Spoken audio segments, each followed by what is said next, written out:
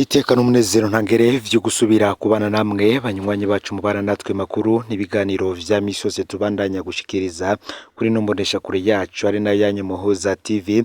Uyu ni umwanya tugiye kubagezako amakuru biriko biravugwa bigezweko muri kano kanya ngaha mu gihugu c'u Burundi. Ni amakuru tuza kugaruka hanini ku yariko aravugwa mu gisata ca politike, cane cane tukaza kugaruka kubejeje gutangazwa n'umukuru w'igihugu nyenicubahiro Varisito Ndayishimiye aho ari Igitega ubwo yagiye kubwira abanyagihugu ubwo yari aramutse atanguza ibirori vyo kugurura icesi inyigisho zerekeye ingendo ibereye yoranga abarundi mu bihe vy'amatora azoba umwaka uza w'ibihumbi 2025. Ivyo bikaba bihejeje kuba mu kanya gatoyi gaheze, turaza kubigaruka ko mu buryo burambuye. Ivyo Varisito Ndayishimiye yatangaje turaza kubigaruka ko ni nyuma yaho mu minsi ibiri iheze kuwa gatatu w'indwi habaye impari zamaze amasaha menshi mu bashinga amateka, aho bahavuye nabo bemeza ku majwi arenga 98% itegeko rishasha rigenga amatora mu Burundi. Bimwe mu vyari vyateye izo mpari hakaba harimwo ingingo ivuga ko amatora ashobora guharurirwa mu kibanza atabereyemwo. Bamwe mu bashinga amateka bakabona ko ngo yoba ari imikenyuro yo kuyiba. Aha rero niho umushikiranganje w'intwaro hagati mu gihugu rusangi n'umutekano Martin Niteretse yamenyeshereje ko kugira abaje kuyaharurira ahandi hazoba hari imvo zifadika kandi izumvikana. Zimwe muri zo ko hashobora kurwa imvura ivanze n'umuyaga mwinshi ikagurura nk'amabati y'inyubakwa abagira baharuriremwo. Ati muri ico gihe rero abajejwe vy'amatora muri ako gace barashobora kumvikana n'abarorezi bagafata ingingo yo kwimurira igikorwa ahandi. Ikindi mu cari cateye impari mu ngoro y'inama nshinga amateka mu Kigobe harimwo ingingo yavuga ku vyerekeye amahera y'ingwate azotangwa n'abitoza, aho ushaka kwitoreza ikibanza c'ubujenama bw'imitumba canke karitiye azotanga 200,000, ubushinga amateka n'ubukenguza amateka bagatanga 2,000,000 naho umukuru w'igihugu agatanga 1,100,000. Hari naho kandi hari naho umushikiranganje yabajijwe ingene bo nk'abashinga amateka babona ko mu gihe igihugu gihanzwe n'ubukene bwinshi imigambwe atamikoro ifise. Martin Niteretse akaba yaramwishuye ko atangorane rimwe, akemeza ko babikoze batyo kugira hitoza abantu nyabo batazoba baje gufyina kandi babishoboye. Turaza kugaruka kuri vyinshi vyabaye muri ano makuru. Kuri uyu munsi rero umukuru w'igihugu c'u Burundi nyenicubahiro Varisito Ndayishimiye yatanguje icese kuri uyu wa gatanu ku mugwa mukuru wa politiki Gitega isekeza ryo kwigisha gukunda igihugu hamwe n'inyifato ibereye mu matora y'umwaka uzaza w'ibihumbi 2025. Mu ijambo ryiwe umukuru w'igihugu Varisito Ndayishimiye yibukije abarundi ko bwizwa shingiro rivuga ko abene igihugu aribo bitorera indongozi zibarongora, akabasaba kurandurana n'imizingendo yo kwanka no gushaka guhungabanya amatora ngo barangwe n'ingendo ya demokrasi aho abahiganwa baganira neza, abasaba ko yoba ayadakumira umuntu n'umwe kuko amatora ariyo nzira nyayo iranga intwaro ibereye. Ese ivyo mu mugambwe SNL vyo gukuraho agatorwa asanga atazitoreza ikibanza c'umukuru w'igihugu vyo vyifashe gute? Ufyonde subscribe canke s'abone niba utari wafite nako kugira ngo utoja ucikanwa nadushikiriza usangize bagenzi bawe kandi no makuru aho bari hose kugira ngo nabo baje bashikirwa n'abiriko biravugwa bigezweko ngaha mu gihugu c'u Burundi hanze imbere zacu ndetse no makungu ya kure. Mwaye kaze mwidonido yano makuru. Ku mugwa mukuru wa politike Igitega umukuru w'igihugu ati umunyagihugu wese gutorana itegeko ariko yitoza ashatse. Ivyo nibejeje gushikirizwa n'umukuru w'igihugu Varisito Ndayishimiye mu gihe yararamutse atanguza ibirori vyo kugura icesi inyigisho zerekeye ingendo ibereye yoranga abarundi mu bihe vy'amatora y'umwaka uza w'ibihumbi 2025.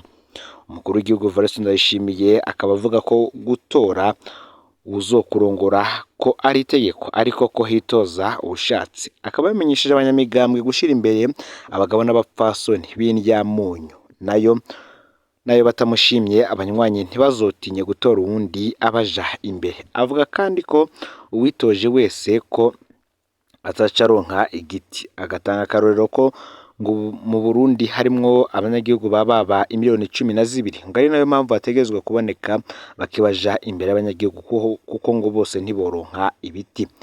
Mu ijambo ryiwe kandi yanavuniye akagoho rwaruka rukoreshwa n'abanyepolitike bwaca kabiri bashitse aho bashaka bagaca bagwibagira. ndetse ngo hari n'igihe baheza bakaja kuborera mu mabohero mu gihe abanyepolitike baca bumvikana bakavuga ko umuntu wese ahanwa ku gatwe kiwe kandi ari bo babatumye. Yasavye Abarundi kandi bose bipfuza gutwara ku bisaba biciye mu matora atakajagari karinze kwaduka. Akaba yanasavye kandi uzotsinda gutwarira bose ataravye ibibatandukanya ngo na kare ngo inyuma y'amatora ubuzima burabandanya nk'uko umukuru w'igihugu yabivuze aho ari mu gisagara ca Gitega ku mugwa mukuru wa politike. Iri sekeza rigiye gutangura ryo rirabana n'amatora azaba mu mwaka w'ibihumbi 2025 akazaba ari amatora y'abashinga amateka n'abakenguza amateka. Ni vyitabwe n'abanyecubahiro batandukanye abo mu nzego z'umutekano, mu nzego z'igisirikare ndetse n'ahandi, aho kuri ubu uwurongoye inama nshingamateka Nyeniteka Daniel Geras Ndabirabe yitavye ivyo birori. Ni ibirori kandi vyitabwe n'umutambukanyi w'umukuru w'igihugu Angela Ndayishimiye ndetse n'abandi bategetsi bose batandukanye kandi bakomeye n'abaserukira amashirahamwe mpuzamakungu ndetse n'imiryango itegamiye kuri leta ngaha mu gihugu c'u Burundi. Bamwe bati ese ibi umukuru w'igihugu ariko aravuga koko ni ya mvugo igira ingiro canke se nuguma amaso Abarundi? Dusubire inyuma gatoyi. Agathon Rwasa n'abamuyoboka muri bihe bariko baraca mu bihe bitoroshe. Hari ibiheruka gushikira Agathon Rwasa nabo arongoye muri seneri, bamwe bakaba bavuga ko uyu wari n'umugambi wari umaze igihe utegurwa. Amasoko yacu yemeza ko hari abanyepolitike benshi bari bamaze amezi abiri babizi ko Agathon Rwasa ategerezwa kwakwa umugambwe seneri. Icabatangajeho ni impamvu umugambi wanyarukijwe kurusha uko vyari biteguwe imbere, kuko umugambi wa mbere bavuga ko ari ukurindira ikiringo ca Honorable Agathon Rwasa kikarangira maze seneri igasigara itagira umurongozi. Uwa mbere akoze ikoranira agaca yemerwa na leta. Amasoko yacu yemeje ko ibiherutse gushika vyategetswe na Perezida Ndayishimiye kubera ngo ubwoba bwo mu matora. Amasoko yacu akemeza kandi ko hari imigambwe yindi ibangamiwe kubera yikekwa ko yava yakira Honorable Agathon Rwasa mu matora yimirije. Ayo masoko nanone kandi akemeza ko ingingo zerekeye Agathon Rwasa zigiye kubandanya zongererwa kugira bamubuze isanganizo muri politike. Muti iyo migambwe iriko iraterwa ubwoba ni yihe? Perezida Ndayishimiye ngarafise ubundi bwoba ko mu mwaka w'ibihumbi 2025 uza no mwaka w'ibihumbi 2027 wava havuka urunani rw'abanyepolitike rukakira Agathon Rwasa n'abanywanyi biwe. Ahandi naho Ndayishimiye ngatinya ko hari umugambwe wahava wemera kwakira Agathon Rwasa n'abanywanyi biwe. Umwe mu migambwe icunzwe cyane akaba ari Sahwanya Frodebu, aho ubutegetsi bukaba butewe amakenga n'imigenderanire bukeka hagati ya Agathon Rwasa ndetse na Leonce Ngendakumana, cyane cyane inyuma y'ikete ryandikiwe abakuru b'ibihugu vy'akarere risaba iyobahirizwa ry'amasezerano ya Arusha. Uwundi mugambwe ucunzwe ku ijisho n'iperereza ni Codebu wahoze witwa Frodebu nyakuri iragira ryandadaye. Amasoko yacu aravuga ko abakuru b'iyo migambwe boba bamaze kuronka gasopo ko batoherahira ngo bakorane n'uyu yatswe umugambwe seneri Honorable Agathon Rwasa. Ni nako kandi kuri ibi birabana n'ubundi n'aya matora. Amasoko yacu aravuga ko hari intambara ikomeye igiye kubera mu itegeko rigenga amatora code electorale. Muri iryo tegeko nubwo habanje kuba impari zikomeye cyane mu nama nshingamateka, ubutegetsi bwa Ndayishimiye ngo bwagomba kuzoshimangira ingingo zibuza Agathon Rwasa kwitora nk'uwigenga, aho bisanzwe bivuze ko uwitoza nk'uwigenga ategerezwa kuba amaze imyaka 2 avuye mu burongozi bw'umugambwe.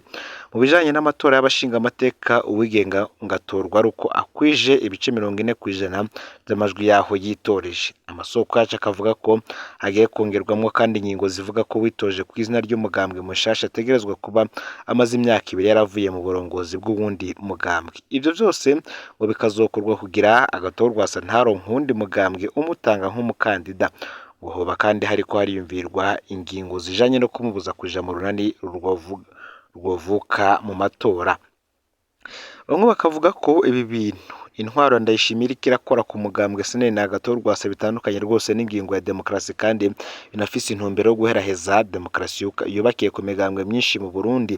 Ni mu gihe abakurikiranira hafi biba mu Burundi abanyepolitike n'abafasha Burundi ngo badakwiriye guhora. Hari abarundi bashobora kwibaza ko bitabereye ariko inyuma ya SNL ngo hazokurikira ikintu cose gisigaye mu Burundi kitavuga ivyo Ndayishimiye ashaka. Aho tukavuga nk'ikimenyeshamakuru Iwacu, ishirahamwe Parsemu ndetse urukome n'utundi dusigara twa demokarasi y'u Burundi. Bamwe bakavuga ko abategetsi baba bariko bihenda ko muri iyo ngendo igayitse ari uko ivyo bariko barakora bizohera gufatanya urunani rukomeye rw'abarundi bose bababaye. Ngo bigoye kumenya rero umwanya bizofata ariko impera n'imperuka ngiyo ngendo mbi izosenyura ibibaza ko ryogora duhure izosubira kwiganza mu Burundi ibihe vyose.